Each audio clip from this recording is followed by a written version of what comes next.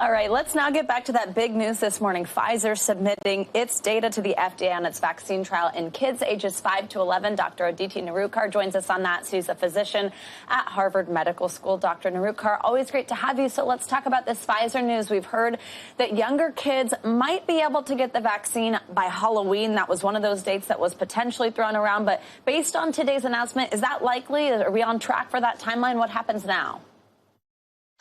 I think, Savannah, we are on track for that timeline. The FDA, we're anticipating a decision for EUA probably in the next couple of weeks. The thing that we're going to have to really push for is that only 25% of parents right now are ready to give the vaccine to their children age 5 to 12.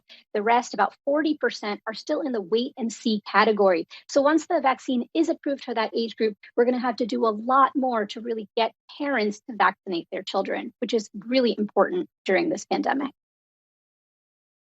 Now, Dr. Nerurkar, I want to ask you about booster shots. And as we heard from Gabe's report a little bit earlier in the show, some states are handling this rollout differently. West Virginia is urging people 18 and older to get them. And then you have Vermont, which is limiting boosters to those 65 and older, which is the guidance we've heard. What impact do you think that this patchwork approach to boosters will have on the overall rollout and also just on confusion over this rollout and who should be getting it and when? Yeah, Savannah, confusion really reigns right now. There's confusion among patients, confusion among physicians even. We know that there's really clear data to show that boosters are effective and important for age over 65 and immunocompromised. The rest is still muddy waters. I really hope in the coming weeks, the CDC offers clear and consistent messaging around this. These guidelines have been built and amended in real time, so it does get messy. And now, Dr. Nerurkar, we are seeing cases start to go down nationwide. That's some good news. And of course, we've all been wondering now for months, when is this going to end? First, I want to play some sound from former FDA Commissioner Scott Gottlieb and what he said about the future of the Delta variant. Let's listen. I think by Thanksgiving, it's probably going to have run its course across the whole country.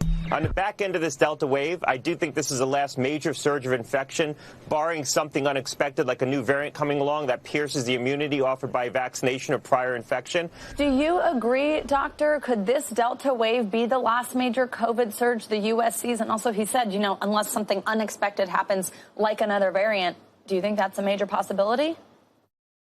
I think we are heading into the tail end of this Delta surge. We know in other countries like the UK and Scotland and Israel that the Delta surge starts and ends fairly quickly. We are seeing infections and hospitalizations go down. We know that the way to get to the other end of the Delta surge as quickly as possible is to vaccinate. We're hoping that COVID becomes endemic and not something that causes serious infections, and that's the way to do it.